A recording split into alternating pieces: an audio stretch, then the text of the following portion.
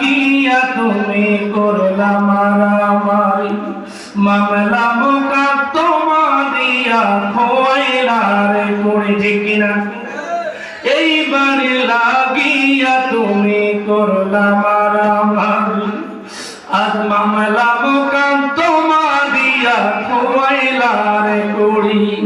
আজকে তুমি যাবে চলে, আজকে তুমি যাবে চলে, সব কিছু পেলিয়া মসজিদের ওই পালকি আয়না দোলা দেয় সাজায়া তারে জনমের লাগিয়া। এই বাড়ি ঘর দুয়ার সব আমার থাকবে, আমার টাকা থাকবে, আমার গাড়ি থাকবে, আমার বাড়ি থাকবে, কিন্তু যেদিন প্রাণ পাখি চলে যাবে ওই অন্ধকার কবরের মধ্যে আমার দেহটা শুধু রাখবে। দুনিয়া যে আমার আমার করেছি, এই দুনিয়ার মধ্যে শুধু আমার সব, আমার ধন সম্পদ, আমার সন্তান, আমার স্ত্রী, সব কিছু দুনিয়ায় থাকবে, আর আমি অন্ধকার কবরে থাকবো।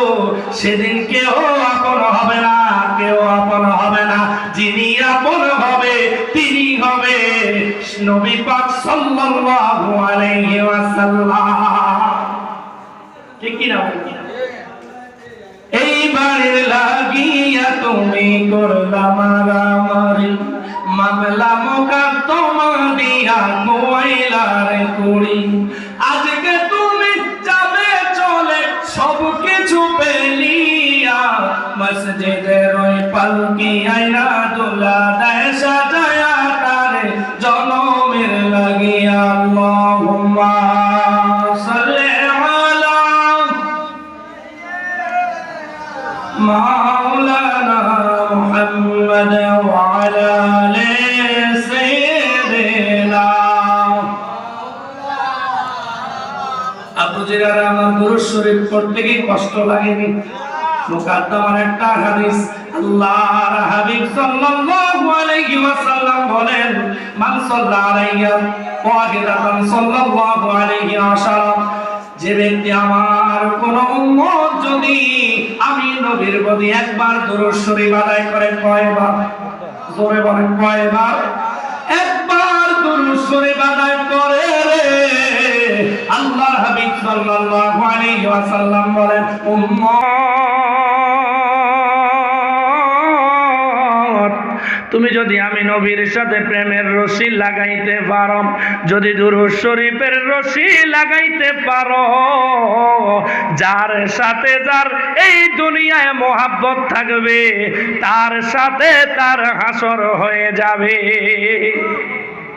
যদি আপনি দুনিয়ার মধ্যে দয়াল নবীর শানে দুরূদ শরীফ পড়েন, নবী পাক সাল্লাল্লাহু আলাইহি ওয়াসাল্লাম হায়াতুন নবী, জিন্দা নবী, রাহমাতুল লিল আলামিন, নবীজি সাল্লাল্লাহু আলাইহি ওয়াসাল্লাম বলেন, আমি নবীর প্রতি যদি, হে আমার উম্মত, তুমি যদি একবার দুরূদ শরীফ আদায় করো, আল্লাহ পাক রব্বুল আলামিন তোমার আমলনামায় 10টা রহমত, 10টা সম্মান, 10টা ইজ্জত এবং তোমার গুনাহের বাজেট থেকে আল্লাহ তাআলা 10টা গুনাহ মাফ করে দিবে।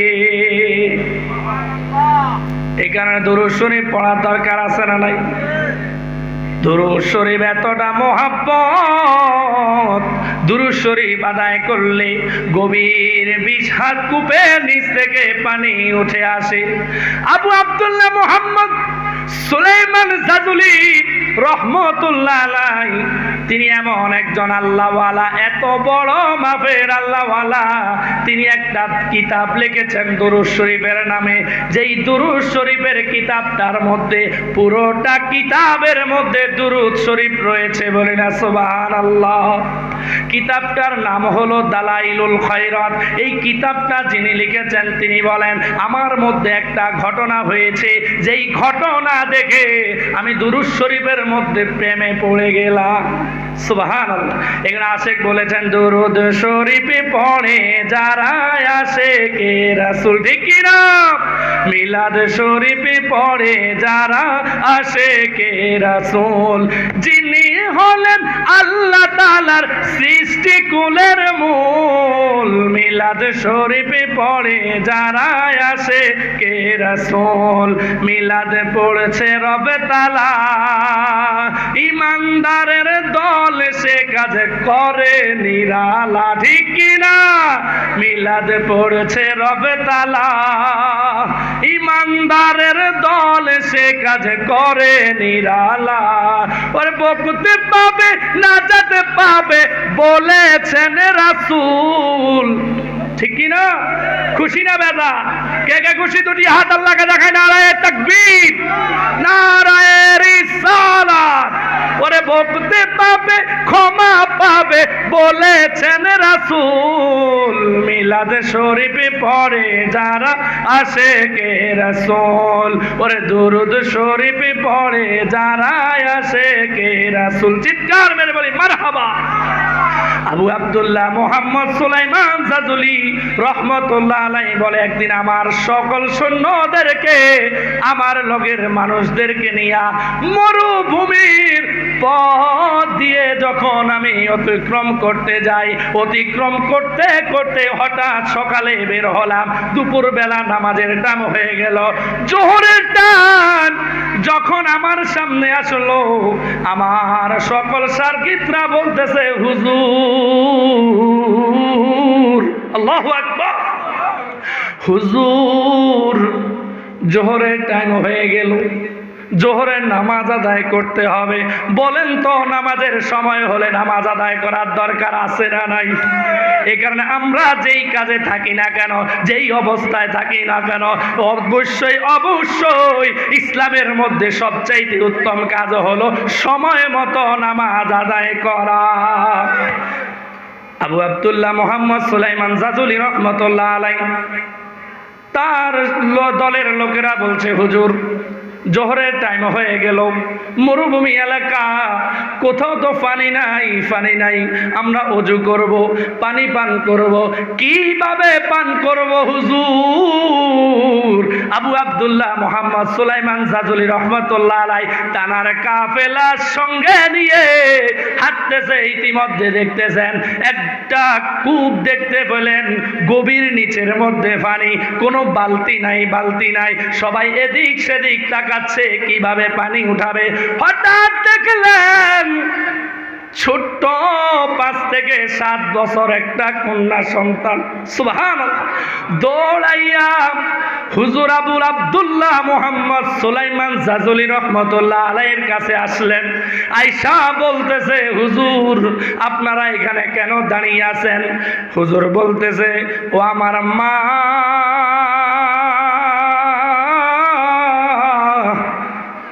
আমরা মুসাফির মানুষ, আমাদের নামাজ জোহরের টাইম হয়ে গেছে, নামাজ আদায় করব, ওযুর প্রয়োজন, এখানে তো কোনো বালতি নাই, কিভাবে আমরা পানি উঠাবো?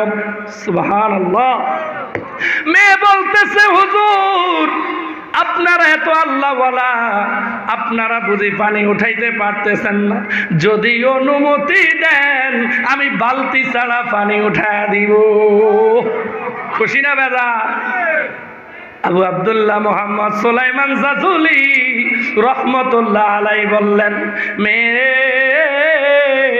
তুমি পানি উঠায়া দাও, ওযুর ব্যবস্থা করে দাও। মেয়েটি মুখ দিয়ে যেন কি পড়লেন। আমরা যখন দেখি, আমরা যখন আমাদের পেটে ব্যথা হয়, আমাদের যখন পাতলা পায়খানা হয়, আমাদের যখন শরীর খারাপ থাকে, বাড়ির পাশে মসজিদের হুজুর আছে না নাই? এই হুজুরের কাছে একটু পানি পড়ার জন্য যাই কিনা? জোরে বলি, যাই কিনা? মেয়েটি বিড়বিড় করে যেন কি পড়ছে, হুজুরও দেখবেন কি যেন বিড়বিড় করে কোরআনের আয়াতে কারিমা, আয়াতে শেফাগুলা পড়ে কি পড়ে না। এই আয়াতে শেফা যখন পড়লেন, হুজুর যখন পড়িয়া দেয়, কত মানুষ বলে আমাদের হুজুরের ফুয়ের কারণে, পানি পড়ার কারণে আমার পেট ব্যথা ভালো হয়ে গেছে, ঠিক কি না? আবু আব্দুল্লাহ মোহাম্মদ সুলাইমান জাজুলি রহমতুল্লাহ আলাইহির সামনে মেয়েটা যখন বিড়বিড় করে কি যেন পড়ছে, কি যেন পড়ছে, পড়ার সঙ্গে যখন ওই কূপের মধ্যে, গভীর কূপের মধ্যে ফু দিলেন, মুহূর্তের মধ্যে দেখলেন আবু আব্দুল্লাহ মোহাম্মদ সুলাইমান জাজুলি রহমতুল্লাহ আলাইহি বলেন, আমি আমার খোদার কসম করে বলছি, রব্বি কারিমের জালালিয়াতের কসম করে বলছি, আমরা সবাই দেখলাম মেয়েটি পড়ে ফু দিলেন, আর ফু দেওয়ার সাথে সাথে ওই 20 হাত গভীর নিচ থেকে পানি একদম উপরে উঠে এসেছে। সবাই পানি পান করলেন, সবাই ওযু করলেন, নামাজ আদায় করলেন।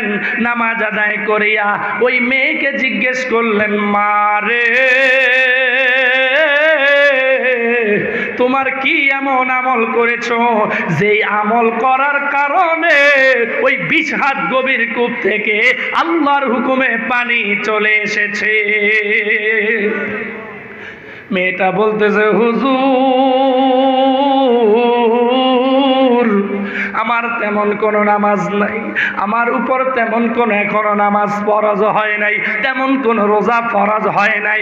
হুজুর, আমি ছোট মানুষ, একটা রুটি দেওয়ার কারণে রুটি ভালো হয়ে যায়, রুটি সুন্দর হয়ে যায়, খাওয়ার উপযুক্ত হয়ে যায়। বলেন তো, তাপ দেওয়ার কারণেই তো রুটিটা ঠিক হয়েছে, ঠিক কি না?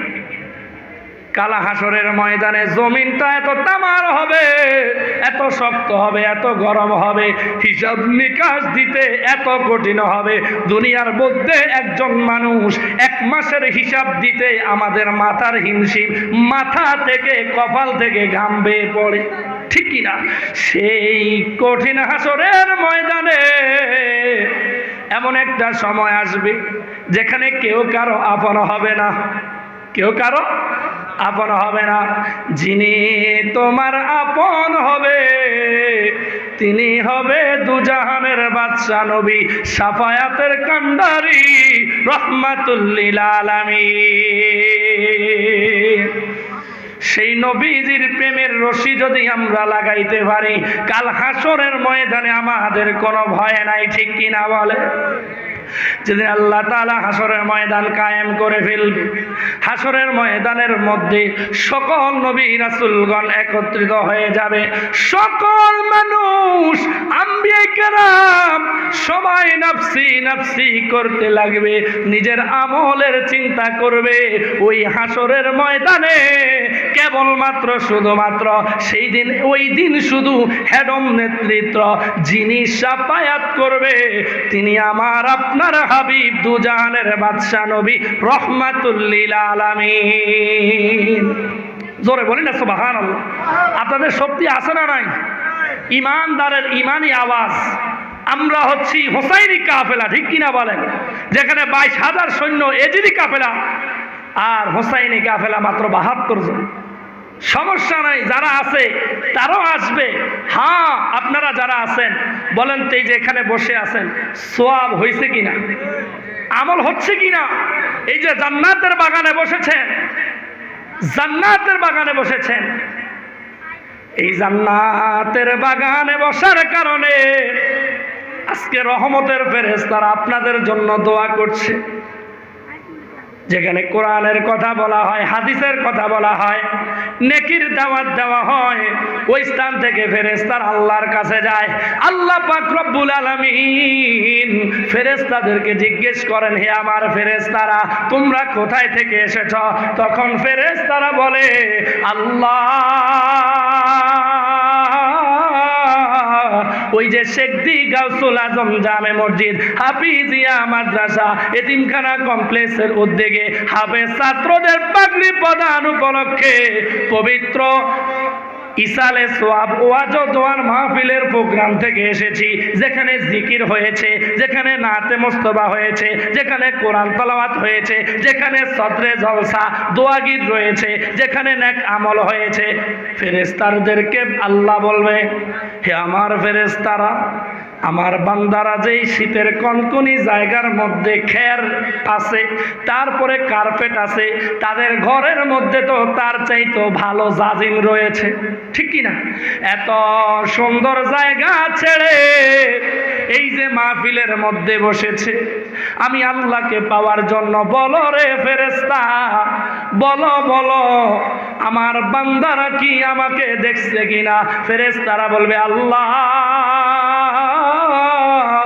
তারা আপনাকে দেখে নাই, তারা জান্নাত দেখে নাই, তারা জাহান্নাম দেখে নাই। আল্লাহ পাক রব্বুল আলামিন ফেরেশতাদেরকে বলবে, হে আমার ফেরেশতারা, তোমরা শুনে নাও, তোমরা শুনে নাও, আমার বান্দারা যেহেতু আমি আল্লাহকে না দেখে বিশ্বাস করেছে, আমি হাবিবের প্রতি, আমার হাবিবের প্রতি ঈমান এনেছে, তাই তোমরা শুনে নাও, আমার হাবিবের প্রতি ঈমান আনার কারণে যেইভাবে না দেখে জিকির করছে, আজকে মাহফিলে বসেছে, তুমি শুনে নাও, তোমরা শুনে নাও, কাল হাসরের ময়দানে আমি আল্লাহ তাআলা বান্দার গুনাহগুলো না দেখে দেখে মাফ করে দিব।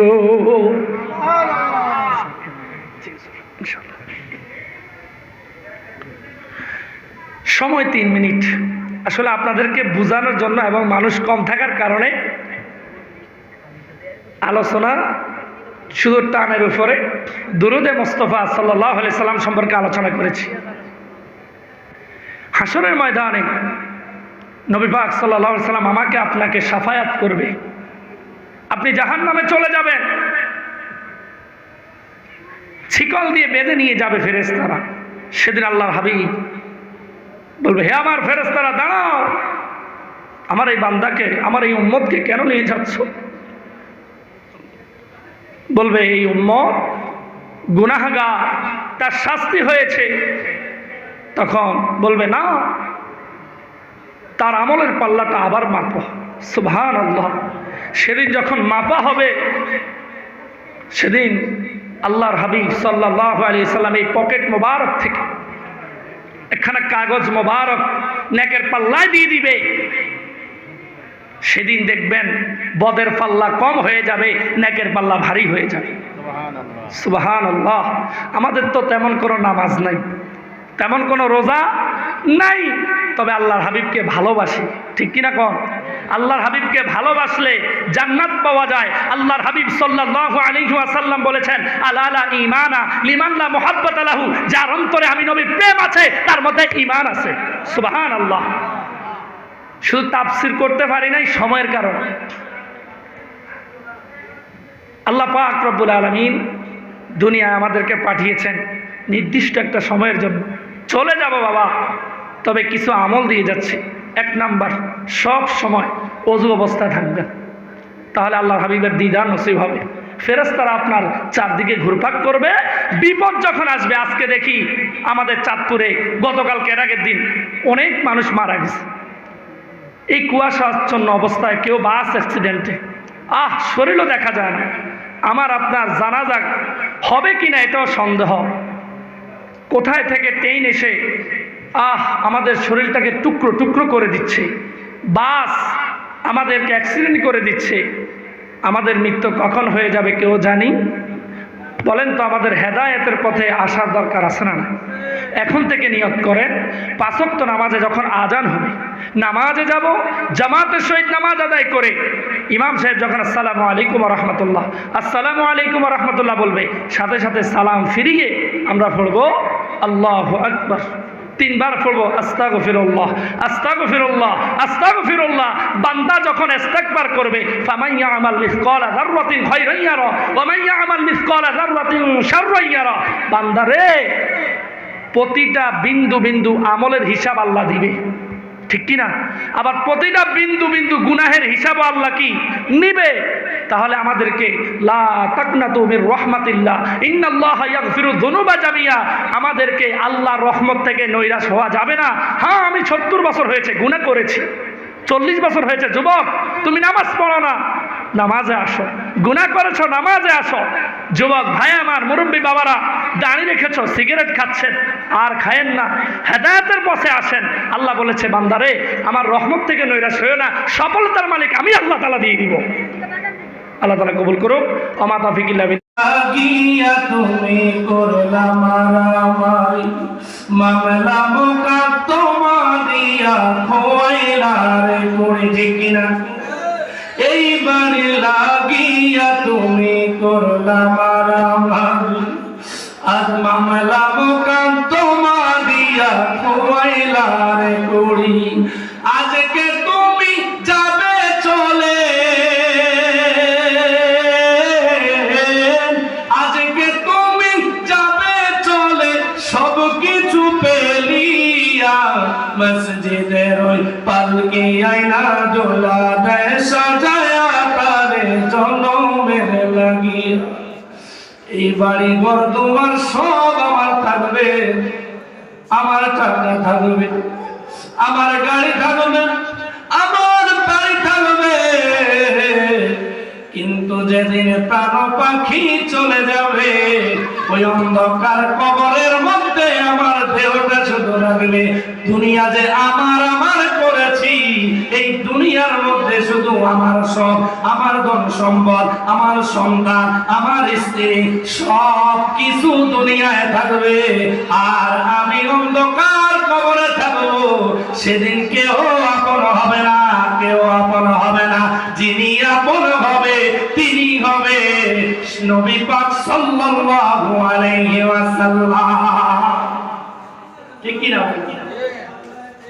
এইবার লাগিয়া তুমি করলা মারামারি, মামলা মোকদ্দমা দিয়া খোয়াইলা রে করি। আজকে তুমি যাবে চলে, সব কিছু পেলিয়া, মসজিদের ওই পালকি আয়না দোলা দেয় সাজায়া তারে জনমের লাগিয়া। আল্লাহুম্মা সাল্লি আলা মাওলানা মুহাম্মদ ওয়া আলা আলি সাইয়্যিদিনা। আবু জিরার আমার দুরূদ শরীফ পড়তে কি কষ্ট লাগেনি? মুকাদ্দমার একটা হাদিস, আল্লাহর হাবিব সাল্লাল্লাহু আলাইহি ওয়াসাল্লাম বলেন, মান সাল্লা আলাইয়া ওয়াহিদাতান সাল্লাল্লাহু আলাইহি আশারা, যে ব্যক্তি আমার কোন উম্মত যদি আমি নবীর প্রতি একবার দুরূদ শরীফ আদায় করে, কয়বার? জোরে বলেন, কয়বার? একবার দুরূদ শরীফ আদায় করে রে, আল্লাহর হাবিব সাল্লাল্লাহু আলাইহি ওয়াসাল্লাম বলেন, উম্মত তুমি যদি আমি নবীর সাথে প্রেমের রশি লাগাইতে পারো, যদি দুরূদ শরীফের রশি লাগাইতে পারো, যার সাথে যার এই দুনিয়ায় মোহাব্বত থাকবে, তার সাথে তার হাসর হয়ে যাবে। যদি আপনি দুনিয়ার মধ্যে দয়াল নবীর শানে দুরূদ শরীফ পড়েন, নবী পাক সাল্লাল্লাহু আলাইহি ওয়াসাল্লাম হায়াতুন নবী, জিন্দা নবী, রাহমাতুল লিল আলামিন, নবীজি সাল্লাল্লাহু আলাইহি ওয়াসাল্লাম বলেন, আমি নবীর প্রতি যদি, হে আমার উম্মত, তুমি যদি একবার দুরূদ শরীফ আদায় করো, আল্লাহ পাক রব্বুল আলামিন তোমার আমলনামায় 10টা রহমত, 10টা সম্মান, 10টা ইজ্জত এবং তোমার গুনাহের বাজেট থেকে আল্লাহ তাআলা 10টা গুনাহ মাফ করে দিবে। এই কারণে দুরূদ শরীফ পড়ার দরকার আছে না নাই? দুরূদ শরীফ এতটা মহব্বত, দুরূদ শরীফ আদায় করলে গভীর 20 হাত কূপের নিচ থেকে পানি উঠে আসে।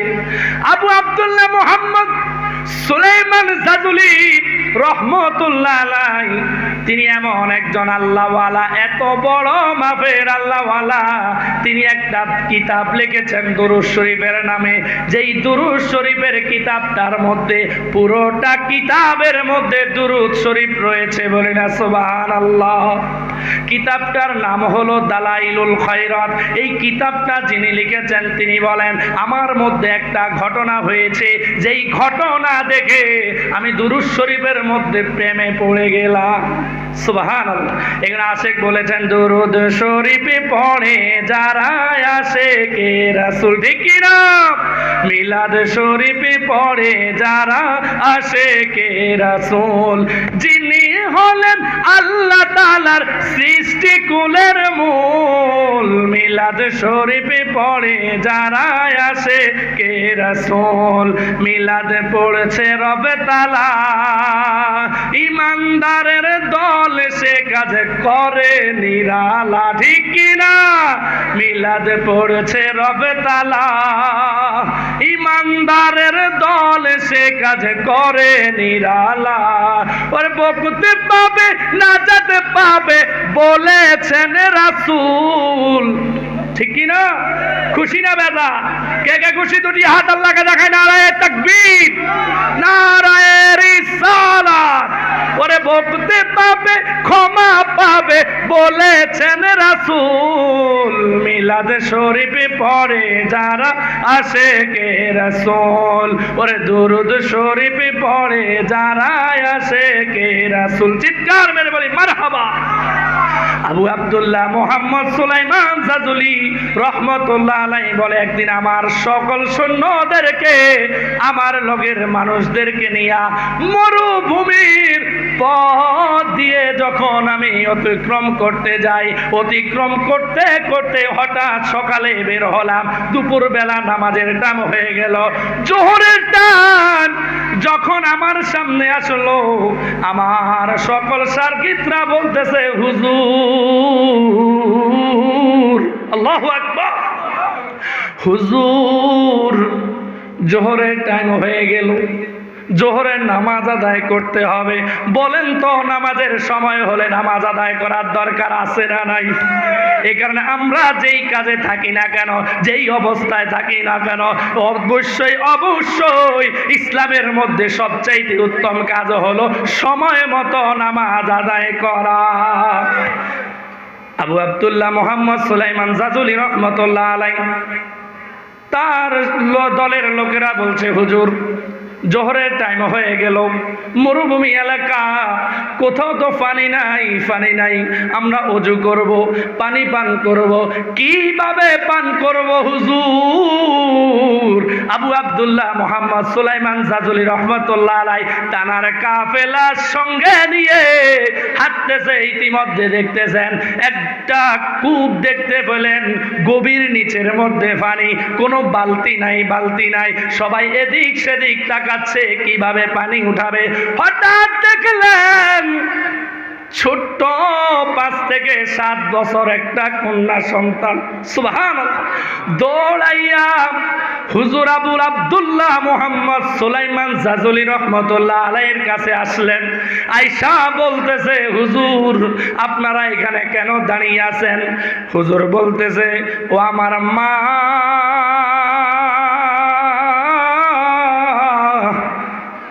আমরা মুসাফির মানুষ, আমাদের নামাজ জোহরের টাইম হয়ে গেছে, নামাজ আদায় করব, ওযুর প্রয়োজন, এখানে তো কোনো বালতি নাই, কিভাবে আমরা পানি উঠাবো? সুবহানাল্লাহ। মেয়ে বলতেছে, হুজুর আপনারা এত আল্লাহওয়ালা, আপনারা বুঝি পানি উঠাইতে পারতেছেন না? যদি অনুমতি দেন আমি বালতি ছাড়া পানি উঠায় দিব। খুশি না বেজা? আবু আব্দুল্লাহ মুহাম্মদ সুলাইমান জাজুলি রহমতুল্লাহ আলাইহি বললেন, মেয়ে তুমি পানি উঠায়া দাও, ওযুর ব্যবস্থা করে দাও। মেয়েটি মুখ দিয়ে যেন কি পড়লেন। আমরা যখন দেখি, আমরা যখন আমাদের পেটে ব্যথা হয়, আমাদের যখন পাতলা পায়খানা হয়, আমাদের যখন শরীর খারাপ থাকে, বাড়ির পাশে মসজিদের হুজুর আছে না নাই? এই হুজুরের কাছে একটু পানি পড়ার জন্য যাই কিনা? জোরে বলি, যাই কিনা? মেয়েটি বিড়বিড় করে যেন কি পড়ছে, হুজুরও দেখবেন কি যেন বিড়বিড় করে কোরআনের আয়াতে কারিমা, আয়াতে শেফাগুলা পড়ে কি পড়ে না। এই আয়াতে শেফা যখন পড়লেন, হুজুর যখন পড়িয়া দেয়, কত মানুষ বলে আমাদের হুজুরের ফুয়ের কারণে, পানি পড়ার কারণে আমার পেট ব্যথা ভালো হয়ে গেছে, ঠিক কি না? আবু আব্দুল্লাহ মোহাম্মদ সুলাইমান জাজুলি রহমতুল্লাহ আলাইহির সামনে মেয়েটা যখন বিড়বিড় করে কি যেন পড়ছে, পড়ার সঙ্গে যখন ওই কূপের মধ্যে, গভীর কূপের মধ্যে ফু দিলেন, মুহূর্তের মধ্যে দেখলেন আবু আব্দুল্লাহ মোহাম্মদ সুলাইমান জাজুলি রহমতুল্লাহ আলাইহি বলেন, আমি আমার খোদার কসম করে বলছি, রব্বি কারিমের জালালিয়াতের কসম করে বলছি, আমরা সবাই দেখলাম মেয়েটি পড়ে ফু দিলেন, আর ফু দেওয়ার সাথে সাথে ওই 20 হাত গভীর নিচ থেকে পানি একদম উপরে উঠে এসেছে। সবাই পানি পান করলেন, সবাই ওযু করলেন, নামাজ আদায় করলেন। নামাজ আদায় করিয়া ওই মেয়েকে জিজ্ঞেস করলেন, মা রে, তোমার কি এমন আমল করেছো যেই আমল করার কারণে ওই 20 হাত গভীর কূপ থেকে আল্লাহর হুকুমে পানি চলে এসেছে? মেয়েটা বলতেছে, হুজুর, আমার তেমন কোনো নামাজ নাই, আমার উপর তেমন কোনো এখনো নামাজ ফরজ হয় নাই, তেমন কোনো রোজা ফরজ হয় নাই হুজুর, আমি ছোট মানুষ, একটা